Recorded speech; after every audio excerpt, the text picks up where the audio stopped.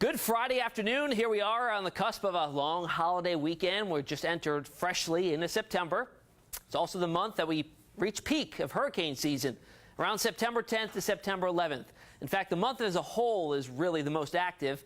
We see about 34% of all named storms that occur throughout the year happening within the months or within the days of September. Let's talk about one we have out there right now. It's Hurricane Irma. Last time we talked, this was up to a Category 2, higher grade Category 2, Category 3 major hurricane. A little bit of a downgrade today.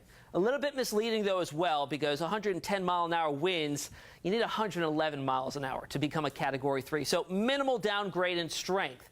As we look at the track, no real big changes here as we go through the next 5 days. Also something to note here, because I know you're hearing a lot about different forecast models, different tracks, different areas that might be under the gun as we get into way out 10, 11, 12 days in advance. There's a reason why the Hurricane Center only puts out a track within 5 days, because beyond that, it's up in the air. Models are much less accurate at that point on out, and everything can change that's going on in the atmosphere. So there's a lot of different variables that could change and alter the entire forecast track. So they stop it at around 5 days out, and this goes out to Wednesday of next week at a Category 3, a major hurricane at that point. Let's talk about the evolution over the last 18 hours of this particular system. This is the loop of the satellite imagery. You notice it starts, it's a formidable storm. It has the center of an eye, a visible eye, but then throughout this time frame, it loses the eye. Well, this went through something called an eye wall replacement cycle. And what that happens is there's a ring of thunderstorms around the center of the storm, and eventually they build up so strong and they build inwards. And essentially they cut off the energy flow from the ocean once they do that, and you lose the eye wall. But it does rebuild itself, and you can see here in the last couple of frames, it does reemerge.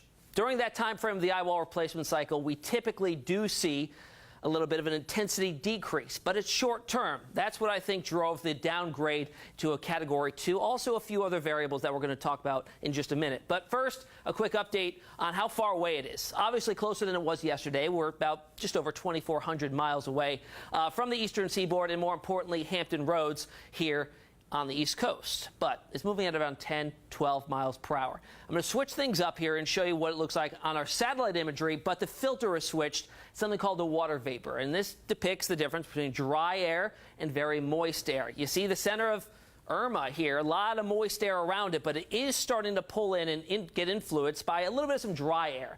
Not exceptionally dry, marginally, and that probably has very little impact on it weakening. It's not expected to stay in that dry air for long, though. In fact, here's one of the forecast models depicting mid-level relative humidity. All right, I know big words, but this is moisture that's up in the atmosphere that'll be conducive for it to grow. Notice a lot of green here. That indicates the moist air, and you see the grays and the browns indicating some drier air. Right now, there is a little bit of dry air getting sucked into the system, but as long as the structure of the storm itself, when you get intense hurricanes like Category 2, Category 3, the structure is pretty sound, so that should not really influence the strength of it. Also working in its favor is these very, very warm sea surface temperatures. You look at them here, well over 80 degrees. In fact, right now, the area where it sits has water temperatures of around 84 degrees. That's about a degree above average for this time of the year. And as it moves along its track, it's gradually building into warmer ocean waters.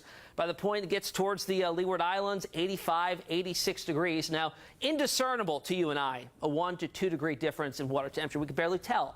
But to a hurricane, that's just that much more available energy to build itself up and gain strength. Also something working in the favor of Irma right now is low wind shear. Now, wind shear is winds high up in the clouds, and essential to hurricane growth and sustainability.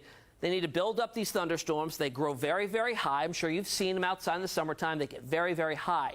Well, when winds are aloft and are strong, it blows the tops right off of those developing thunderstorms. That can really slow down and really hinder any growth to hurricanes. Right now, there's low wind shear. So all the thunderstorms that are developing are building and sustaining themselves, which is why the rapid intensification has occurred, and it's going to likely sustain itself because the forecast is for low wind shear for the next 5 days or so. Now I want to revisit the Hurricane Center forecast and talk about the models that we use to kind of get a forecast track like this. Also, you've noticed probably on this map that you get a cone. This is something we named the cone of uncertainty, and for good reason, because within this are all the different varying models. Where that icon is located is the average of all those models. So pretty much as you get this far out, the cone grows. That means within that entire area, it's possible that that storm could track in that region. Once you get beyond that, it gets even larger.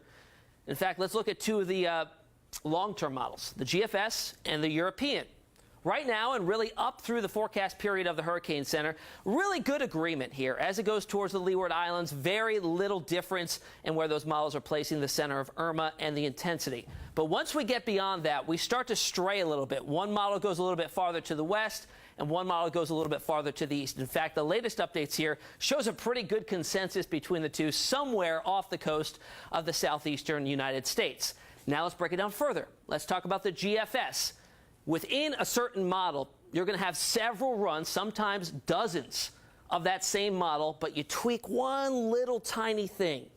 In some, maybe the strength of the high pressure sitting over the middle parts of the Atlantic. Maybe the strength of the trough coming in out of the northwestern part of the United States. All of those, that minor difference can change the overall track. So this, what we're looking at here, is the GFS model and all of the ensembles, all the different runs of that particular model. You notice the difference here. As we get out to Monday, not this coming Monday, the following Monday, September 11th, the difference from where it tracks out here in the middle parts of the Atlantic near Bermuda to the Gulf of Mexico is a 1,300-mile difference. So the margin of error grows exponentially the farther out you go. That's why it's so hard to say, where is this thing going? You can't say nobody knows. It's not known yet. We have to wait till we get closer, till models get a better handle on the atmospheric conditions.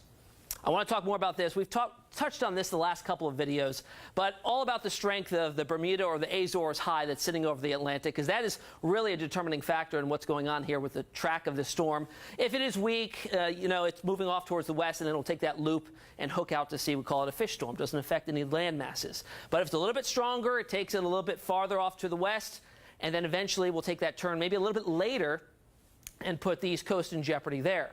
But if it's even stronger than that, it could push it all the way out into the Gulf of Mexico. And something else to throw in the mix here, this is a little bit of a new development. Some models are indicating a trough, an area of low pressure or cold front, diving in from the north and west that could also impact the steering of Irma. A weakness or a strength in either this high pressure or that trough can either steer or divert the storm from the eastern seaboard. So just another thing thrown in the mix there that we're going to have to look at over the next 5 days. I want to wrap up now and talk about those I storms. We talked about this yesterday. A lot of you really like that, to learn about the I names. Have said, Isaac, Ike, Irene, Isabel, all I names that had a huge impact on the United States. And I looked back since 1950, 36 storms named with an I.